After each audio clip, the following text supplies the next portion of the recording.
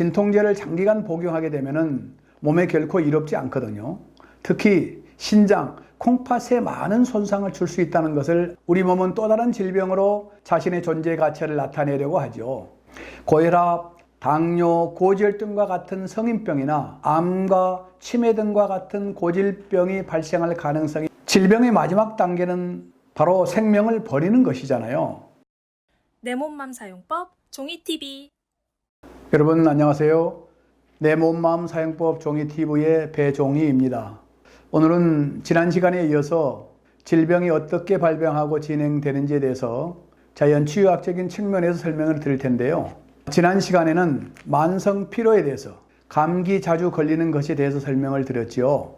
이번 시간에는 질병 진행의 또 다른 징후 몇 가지를 설명드리려고 합니다. 질병 진행의 또 다른 징후는 상습적이고 장기적인 두통에 시달리는 경우인데요. 두통의 원인은 너무 다양해서 다 표현할 수는 없겠죠. 두통은 머리 자체가 아픈 것도 있지만은 몸의 어떤 장부의 흐름이 원만하지 못하기 때문에 보내는 신호라고 보시면 되는데요. 상습적으로 자주 머리가 아픈 사람들이 가장 많이 찾는 것이 뭔가요? 진통제잖아요. 진통제를 복용하거나 침을 맞거나 또는 다른 방법의 민간요법 등을 쓰겠죠. 물론 현대의학으로서는 다른 방법이 없기 때문에 이해는 되지만은 진통제를 장기간 복용하게 되면은 몸에 결코 이롭지 않거든요.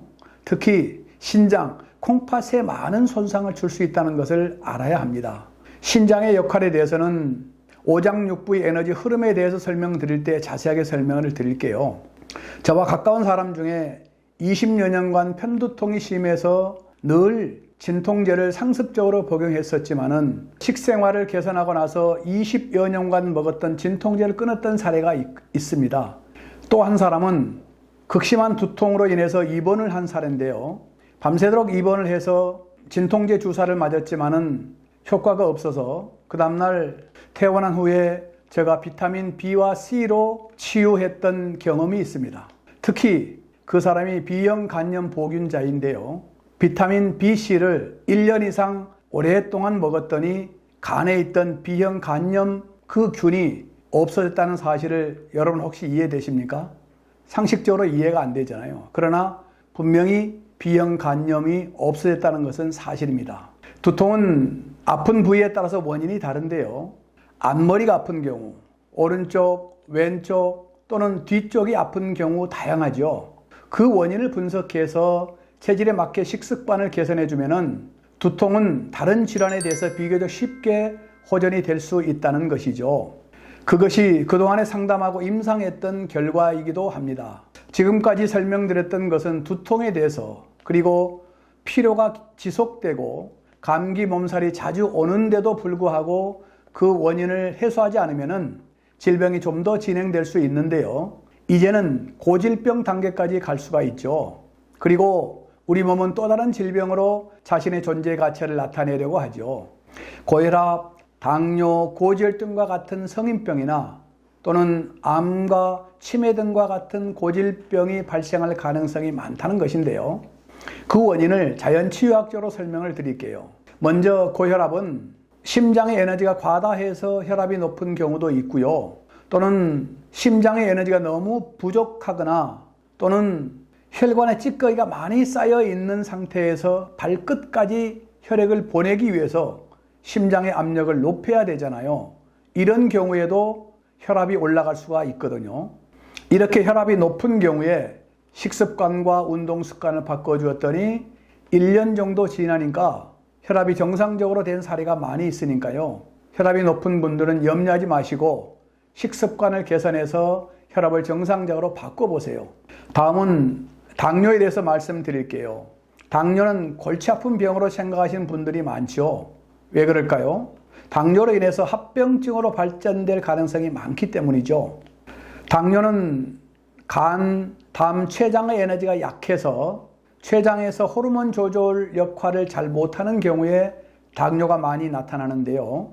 제가 상담했던 대부분의 당뇨 있는 분들이 간이나 담, 췌장의 에너지가 약한 경우이더라고요. 이런 경우에 다른 장부의 에너지가 너무 강해서 간, 담, 췌장의 에너지를 많이 빼앗기는 구조에서 발생하는 경우가 많았어요. 이 또한 식생활 개선을 통해서 간담 췌장의 에너지를 더해주고 심장 소장으로 잘 순환되도록 해주니까 대부분 호전되거나 정상으로 되었거든요.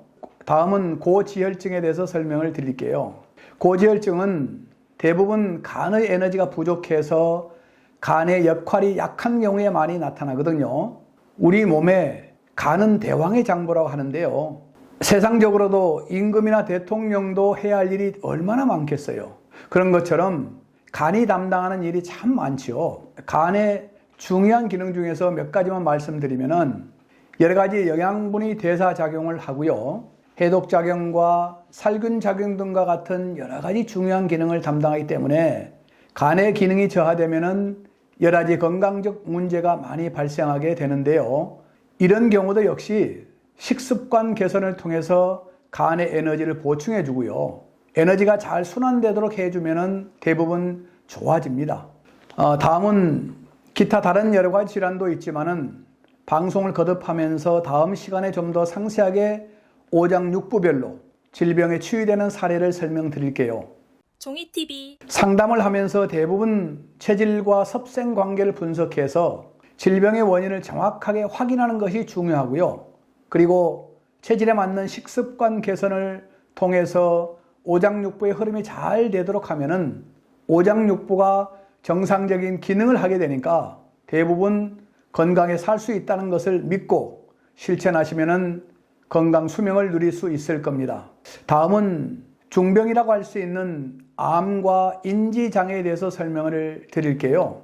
암이 발생하는 일반적인 원인은 의학적으로 정확하게 밝혀지지는 않았죠. 그러나 일반적으로 외적인 요인과 내적인 요인으로 구분할 수가 있는데요. 외적인 요인으로는 발암 화학물질에 오래 노출되거나 또는 방사선, 자외선 노출이 심하거나 계속적인 염증과 상처와 같은 요인들을 들 수 있고요. 내적인 요인으로는 좋지 않은 식습관이 중요하죠. 그리고 운동습관 또는 흡연, 과음, 스트레스 등과 같은 안 좋은 습관이 가장 큰 원인이죠.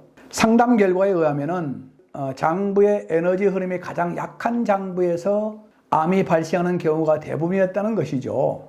에너지가 강한 장부로부터 에너지를 빼앗기거나 자극을 당하거나 약한 장부가 더욱 약해지는 곳에서 암이 발생하는 것을 알 수가 있었는데요. 그러니까 해당 장부에 필요한 에너지 공급이 오랫동안 잘 안 되면은 암으로 발생할 가능성이 매우 높다는 것을 임상 결과에서 알 수 있었죠.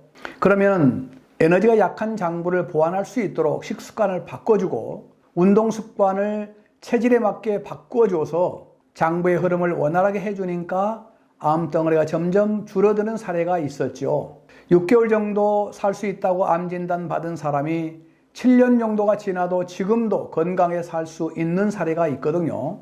만약 암 수술한 후에 완치 판정을 받았는데도 불구하고 식습관을 바꿔주지 않으면 재발되거나 전이가 된 사례가 있어요. 그러나 암 수술을 했더라도 체질에 맞게 식습관을 바꿔주었더니 전이가 안 되고 건강에 살 수 있는 사례가 있죠. 그리고 요즘 사회적으로 이슈가 되고 있는 질환이 뭔가요? 인지장애, 즉 치매이죠. 인지장애도 같은 맥락이거든요. 인지장애가 발생하면 온 가족이 힘들어지잖아요. 그래서 걸리지 않도록 예방하는 것이 우선이죠. 그리고 현재 치매 증상이 있더라도 식습관을 체질에 맞게 바꿔주면 정상에 가깝게 호전이 될 수 있죠. 현재 치매 환자가 점점 늘어나고 있죠.